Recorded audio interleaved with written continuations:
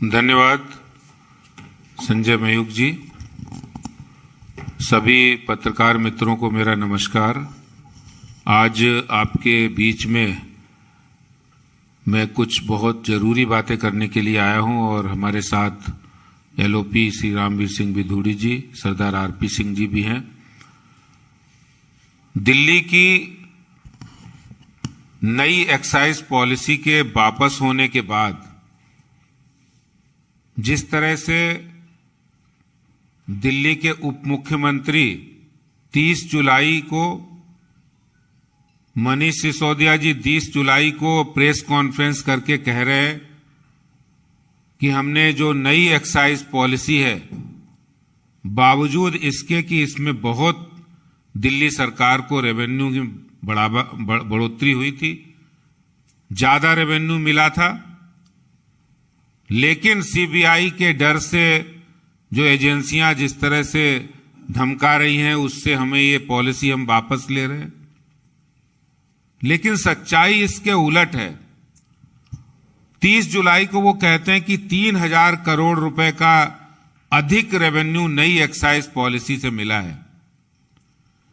लेकिन सच्चाई ये है कि 31 जुलाई को दिल्ली सरकार की कैबिनेट नोट यह बता रहा है कि दिल्ली सरकार की नई एक्साइज पॉलिसी आने के बाद रेवेन्यू में भारी कमी आई है।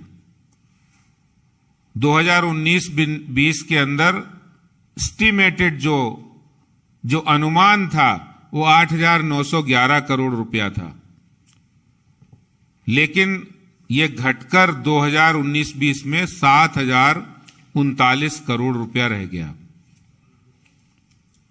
यानी नई आबकारी नीति आने के बाद इस राजस्व में अत्यधिक बढ़ोतरी होनी चाहिए थी, जिसका अनुमान लगाया गया।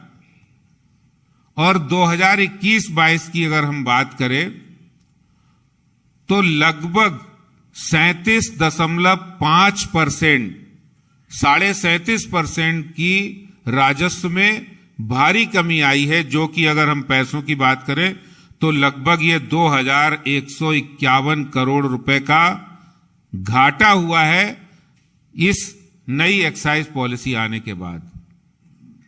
और दिल्ली के उप मुख्यमंत्री बड़े जोर जोर से चिल्ला के कह रहे हैं कि हमें 3,000 करोड़ का फायदा हुआ है। दिल्ली में क्या ऐसी एक्साइज पॉलिसी नहीं लानी चाहिए जिससे दिल्ली की रेवेन्यू बढ़े, दिल्ली के लोगों का फायदा हो। लेकिन आज एक बड़ा सवाल है कि नई एक्साइज पॉलिसी में जहां एक और रेवेन्यू की तो कमी हुई है 2,191 करोड़ रुपया। मेरे पास ये कैबिनेट नोट के कुछ अंश हैं जिनको मैं पढ़ के भी बता सकता हूं आपको। इसमें लिखा है कि during the Q1 of the current fiscal ₹1,484 crore was realised, which is 37.51% below the budget estimates for current fiscal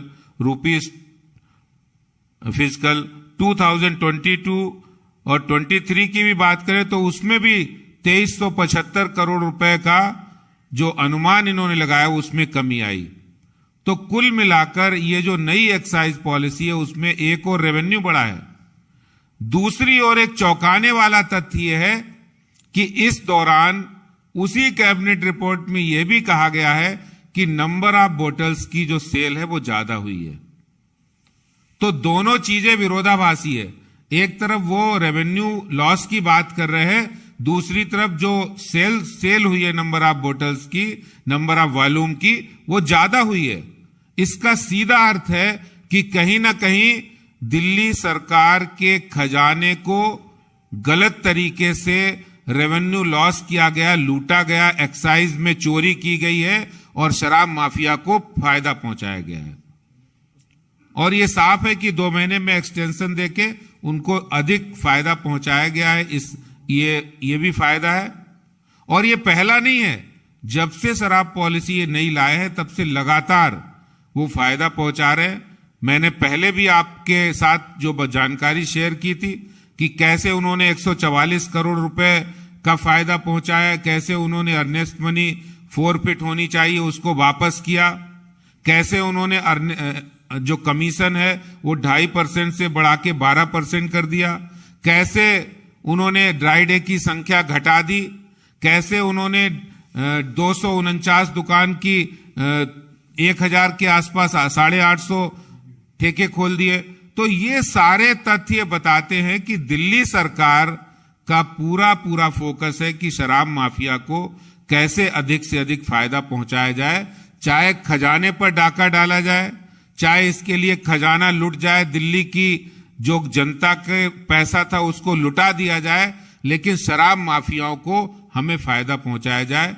ये मकसद दिल्ली सरकार का रहा है, अरविंद केजरीवाल सरकार का रहा है, और इसके कई उदाहरण आपने देखने को मिले हैं, पहले भी मिले हैं और आज भी दिल्ली सरकार जिस तरह से वो बातों में झूठ बोल रहे, एक तरफ उप मुख्यमंत्री कह रहे फायदा हुआ है, दूसरी तरफ उनका कैबिनेट नोट ये बता रहा है कि किस तरह से वो दिल्ली की शराब माफियाओं पर इतना मेहरबान थे कि वो उनको गलत तरीके से ठेके आवंटित करना, उनको नियमों की धज्जियां उड़ा के, कानून और संविधान की धज्जियां उड़ा के उनको ज्यादा से ज्यादा ठेके खुलवाना, ज्यादा रियायत देना, ये अपने आप में स्पष्टीकरण है कि दिल्ली सरकार शराब माफियाओं के दबाव में थी और दिल्ली की आम आदमी पार्टी सरकार ने इस पैसे का बेजा इस्तेमाल पंजाब के चुनाव में किया है। ये बिल्कुल तथ्य सामने आ गया है। यही बात मैं कहना चाहता हूं आपसे। बहुत बहुत धन्यवाद। दिल्ली प्रदेश भारतीय जनता पार्टी के अध्यक्ष श्री आदेश गुप्ता जी, श्री संजय जी, सरदार आरपी सिंह जी, मीडिया के सभी सम्मानित साथियों, जब नई एक्साइज पॉलिसी लाई गई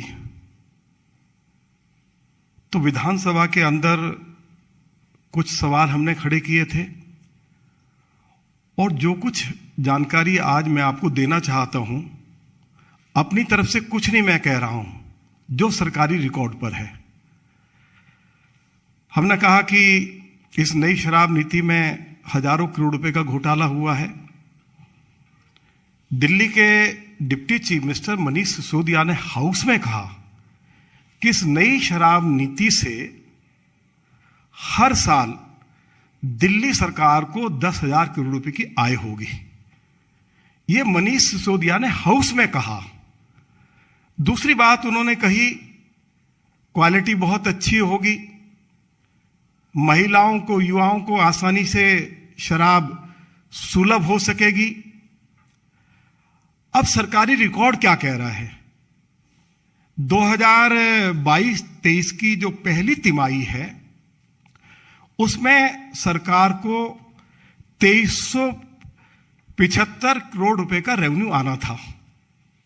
और आपको यह जानकर हैरानी होगी कि कितना रेवेन्यू आया है। केवल 505 करोड़ रुपया, और 980 करोड़ रुपया जो है वह तो सिक्योरिटी रिफंडेबल है। पुरानी जो शराब नीति थी, यदि हम उससे तुलना करें 19 और 20 में, दिल्ली सरकार को 2019-2020 में सरकार को 6,000 करोड़ रुपए की आय हुई, और यदि हम उसकी तुलना करें तो 1,500 करोड़ रुपए उनको 3 महीने में उनको आय हुई। अब वो घटकर कितनी हो गई है, तो वो सारी जानकारी मैंने आपको दी है। विस्की की जो सेल हुई है इन पिछले 3 महीनों में, वह बढ़कर 59% 46% हो गई है, और वाइन की सेल जो है वो 87% 25% उसमें बढ़ोतरी हो गई है। विस्की और वाइन की बिक्री में तो बढ़ोतरी हुई है, लेकिन रेवेन्यू कम आया है 2019-2020 के बनिस्बत, जब पुरानी शराब नीति दिल्ली में एग्जिस्ट कर रही थी। मैं आज पूछना चाहता हूं, मनीष सिसोदिया को उनको जवाब देना पड़ेगा। विस्की पर हम 300% से लेके 30% तक एक्साइज ड्यूटी वसूलते हैं, वाइन पर 65% और बियर पर 150%। ये जो शराब आपने एक बोतल के साथ एक बोतल फ्री दी है, अरविंद केजरीवाल और दिल्ली के डिप्टी चीफ मिनिस्टर ये बताएं कि ये एक्साइज ड्यूटी कहां गई? क्या आपने एक्साइज ड्यूटी वसूल की है? यदि की है तो उसकी जानकारी दें। यदि एक्साइज ड्यूटी की चोरी हुई है तो उसके लिए कौन जिम्मेवार है, यह भी हमारा सवाल है। दिल्ली विधानसभा के अंदर मैंने यह सवाल उठाया था जब डिप्टी चीफ मिनिस्टर ने यह कहा था कि हम दिल्ली में हर नगर निगम वार्ड में 3 शराब के ठेके खोलेंगे और दिल्ली के अंदर 272 नगर निगम वार्ड्स हैं। तो हमने कहा कि आप सभी वार्ड्स में शराब के ठेके नहीं खोल सकते हैं, क्योंकि हर वार्ड में कमर्शियल रोड्स नहीं है। दिल्ली के डिप्टी चीफ मिनिस्टर ने हाउस में स्वीकार किया कि दिल्ली में 100 नगर निगम वार्ड्स ऐसे हैं जहां शराब के ठेके नहीं खोले जा सकते। जब नहीं खोले जा सकते हैं और डिप्टी चीफ मिनिस्टर ने हाउस में इस बात को स्वीकार किया है, तो फिर इन्होंने शराब के ठेकेदारों से मोटी मोटी रकमें लेकर, जहां शराब के ठेके नहीं खोले जा सकते थे, मास्टर प्लान का वोलेशन करके नॉन कंफर्मिंग एरिया में, रेजिडेंशियल एरिया में, या जो मिक्स लैंड यूज की सड़कें थी उन पर शराब के ठेके क्यों खोले गए, इसके लिए जिम्मेवारी तय होनी चाहिए। हम सीबीआई से भी मांग करना चाहते हैं कि इसकी जांच होनी चाहिए। केवल ये यहीं तक नहीं रुके, शराब के ठेकेदारों ने इनको कहा कि यदि शराब की क्वालिटी ठीक नहीं है, कोई शिकायत करता है, तो उसकी जांच दिल्ली सरकार नहीं करेगी। शराब के ठेकेदारों ने दिल्ली सरकार को कहा कि इसका अधिकार हमको दो। तो दिल्ली सरकार ने फैसला लिया कि यदि कोई व्यक्ति ये शिकायत करेगा कि शराब की क्वालिटी ठीक नहीं है, तो उसकी टेस्टिंग दिल्ली सरकार नहीं करेगी, बल्कि शराब के ठेकेदार की जो लैब होगी उसमें टेस्टिंग करके बताया जाएगा कि क्वालिटी ठीक है या नहीं है। यह फायदा भी उनको पहुंचाया गया। तीसरी बात जो है, हम बार बार कह चुके हैं, उन्होंने कहा कि साहब दिल्ली में 21 ड्राई डेज है, इनकी संख्या घटाकर 3 कर दी जाए। तो सरकार ने उनकी यह मांग भी स्वीकार की। इसके साथ साथ उन्होंने कहा कि दिल्ली में अभी रात 11 बजे तक शराब जो है सर्व की जा सकती है, इसका समय प्रातः 3 बजे तक किया जाए। सरकार ने यह मांग भी स्वीकार की।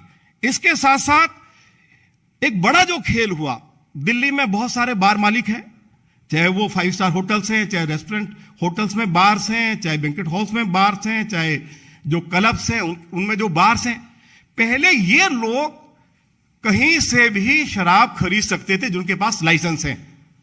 जो लोग बाहर से इंपोर्ट करते हैं उनसे ये लोग खरीद सकते थे। तो शराब माफियाओं ने सरकार को कहा कि ये सभी बार मालिक अब किसी किसी के पास लाइसेंस है इंपोर्ट करने का, उनसे नहीं खरीदेंगे, हमारे ही शराब के ठेके से इनको शराब खरीदनी पड़ेगी। और उन लोगों को उनकी पसंद का ब्रांड भी नहीं मिलता था और मनमानी कीमत उनसे वसूली जाती थी। ये एक और पाप अरविंद केजरीवाल की सरकार ने किया कि दिल्ली में यदि बार मालिक चाहते हमें इस फला ब्रांड की शराब चाहिए और वो अगर उनके पास नहीं है, तो वो सस्ती ब्रांड की शराब महंगे पैसे में उनको उपलब्ध करा रहे थे। उनकी पसंद की शराब नहीं उपलब्ध कराई जा रही थी। ये एक और उनको फेवर किया गया। और अंत में मैं ये कहना चाहता हूं, मैं पूछना चाहता हूं, मैंने हाउस के अंदर पूछा, ये रिकॉर्ड पे है, मेरा सप्लीमेंट्री था। मैंने पूछा, डिप्टी चीफ मिनिस्टर साहब ये बताइए कि नई शराब नीति से पहले जो दिल्ली में प्राइवेट शराब के ठेकेदार थे उनको कितना कमीशन दिया जाता था? तो उन्होंने जवाब नहीं दिया। उन्होंने कहा, आप लीडर ऑफ अपोजिशन है, आपको सब मालूम है। तो मैंने कहा कि उनको पहले 2.5% दिया जाता था, अब जो नई शराब नीति लागू हुई है वह कमीशन बढ़ाकर 12% कर दिया है। और दिल्ली में 20,000 करोड़ रुपए की शराब हर साल बेची जाती है, तो आप अंदाजा लगा सकते हैं कि शराब के ठेकेदारों को कितना मोटा फायदा इन लोगों ने पहुंचाया।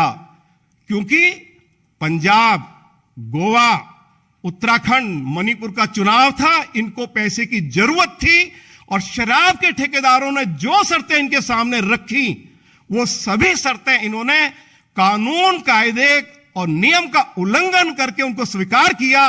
दिल्ली की सरकार को कोई अधिकार नहीं है कि मास्टर प्लान यदि कहीं शराब का ठेका खोलने की अनुमति नहीं देता है, जब तक मास्टर प्लान को अमेंड नहीं किया जाएगा तब तक आप वहां शराब का ठेका नहीं खोल सकते। तो शराब के ठेके तुमने खोले हैं, मास्टर प्लान का जो वायलेशन तुमने किया है, और तुम्हें मालूम था, तुमने हाउस में स्वीकार किया कि दिल्ली में 100 ऐसे वार्ड्स हैं। डिप्टी चीफ मिनिस्टर ने कहा जहां शराब के ठेके नहीं खोले जा सकते हैं और उसके बाद आपने खोले हैं। ये हजारों करोड़ रुपए का घोटाला हुआ है, सरकार का भी नुकसान हुआ है, लेकिन फायदा किसका हुआ है? अरविंद केजरीवाल को हुआ है या फायदा शराब के ठेकेदारों को हुआ है? अगर ये शराब नीति इतनी अच्छी थी तो अब उस शराब नीति को वापस क्यों लिया गया है? और हम ये भी मांग करते हैं कि इन शराब के ठेकेदारों की जो सिक्योरिटी है उसको जब्त किया जाए, उसको वापस ना किया जाए, क्योंकि एक्साइज ड्यूटी की चोरी हुई है।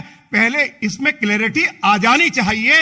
यह मांग भी हम दिल्ली के एलजी से करते हैं कि इनकी जो सिक्योरिटी है उसको लौटाया ना जाए। यही मैं कहना चाहता था। बहुत बहुत धन्यवाद।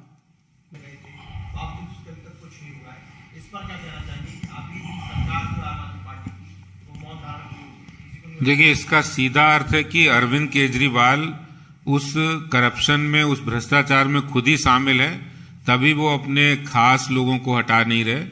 कोर्ट ने भी कह दिया है कि ये बात सही है कि सत्येंद्र जैन गंभीर आरोपों में जेल के अंदर हैं, भ्रष्टाचार के आरोप हैं, जिनके पास क्रिमिनल केस की प्रोसीडिंग चल रही है।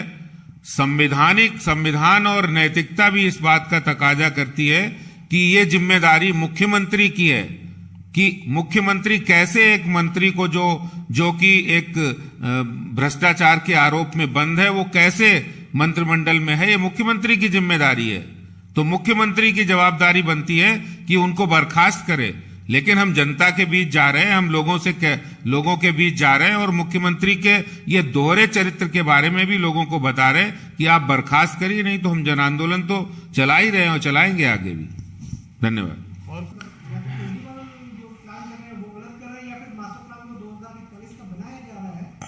देखिए, पहली बात तो यह है कि 2041 का मास्टर प्लान अभी बनकर तैयार नहीं हुआ है और ना ही उसकी घोषणा हुई है। और 2021 का जो मास्टर प्लान है वह जो नॉन कन्फर्मिंग एरियाज हैं या जो मिक्स लैंड यूज की सड़कें हैं उन पर शराब के ठेके खोलने की अनुमति नहीं देता है। तो अभी 2041 का जब मास्टर प्लान इंप्लीमेंट ही नहीं हुआ है तो समय की बात कहां से आ जाती है? अभी तो 2021 का है और दिल्ली पुलिस ने उसके ऊपर अपना ऐतराज भी दर्ज कराया है। काफी चर्चा हो रही है, इस वजह से बौखलाहट में आप लोगों के खिलाफ ये सब काम कर रहे हैं। देखिए, दिल्ली का मॉडल यही है ना कि आप शराब माफिया को फायदा ज्यादा से ज्यादा पहुंचाए। यही दिल्ली मॉडल है क्या केजरीवाल का? दिल्ली का मॉडल केजरीवाल का ये कि डीटीसी की बस खरीदी हो तो उसमें हजारों करोड़ रुपए घोटाला करे। मोहल्ला क्लिनिक, उनका जो मोहल्ला क्लिनिक बंद पड़े हैं, वहां काम नहीं कर रहे हैं, डॉक्टर नहीं है, दवाइयां नहीं है। यही मॉडल है क्या केजरीवाल का? यही मॉडल है कि दिल्ली के अंदर साफ पानी की सप्लाई नहीं है, सीवरेज सिस्टम बिल्कुल कोलैप्स कर गया, जबकि आप 2018 में विधानसभा में कहते हैं सीवरेज, हम नया मास्टर प्लान सीवरेज सिस्टम का ला रहे। तो ये सारे जितने जो दिल्ली, वास्तव में दिल्ली मॉडल है, दिल्ली में अरविंद केजरीवाल ने सिवाय करप्शन के और सिवाय प्रचार के यही एकमात्र मॉडल है उनका। तो अभी विधुड़ी जी ने साफ कहा, जब उन्होंने नई शराब पॉलिसी में उनके शराब माफियाओं के सामने घुटने टेक दिए, बोले जैसा तुम कहोगे वैसा हम कर देंगे। शराब माफिया ने कहा अगर क्वालिटी की कोई चेकिंग होगी तो कहीं हमारे ऊपर कोई तलवार न लटक जाए, तो उन्होंने कहा ऐसा करो आप अपनी लैब बनाओ और जो भी कंप्लेन करे उसकी आपकी लैब में टेस्टिंग होगी और आप ही रिपोर्ट दे देना अपने पेपर की, तो क्वालिटी तो खराब होगी होगी। दिल्ली के अंदर जितने भी बार मालिक हैं, आप किसी के पास चले जाइए, वो क्वालिटी के बारे में आपको बता देंगे। और हम मांग करना चाहते हैं इस प्रेस कॉन्फ्रेंस के माध्यम से दिल्ली के ऑनरेबल एलजी से कि अभी क्योंकि 1 महीने के लिए समय दे दिया है शराब के ठेकेदारों को, इनके पास जो स्टॉक है जरूर शराब की बोतल वहां से उठाई जाए और उनकी उस शराब की टेस्टिंग कराई जाए।